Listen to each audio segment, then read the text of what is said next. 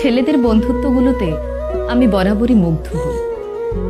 ওদের বন্ধুত্বে না কোনো ভনিতা থাকে না, স্বার্থ থাকে না। গতকাল এক্সাম দিয়ে ফেরার পথে বাসে অনেকগুলো স্কুল ছাত্র উঠল। দেখলাম ওরা একজন আরেকজনের ভাড়া দিয়ে দিচ্ছে, একজন আরেকজনের ব্যাগ ক্যারি করছে, একজন আরেকজনকে বলছে, তুই যদি রেজাল্ট ভালো না করিস তাহলে কিন্তু ভবিষ্যতে এমন বাসের হেল্পার হবি।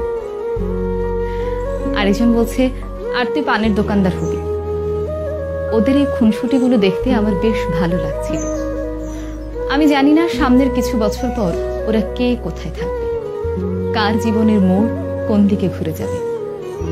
তখন হয়তো এদের মধ্যে কারো কারো বন্ধুত্ব ভেঙে যাবে, আবার কারো বন্ধুত্ব অটুট থাকবে আজীবন। তবে ওদের এখনকার যে বন্ডিংটা, এটা দেখে আমার খুব ভালো লাগলো।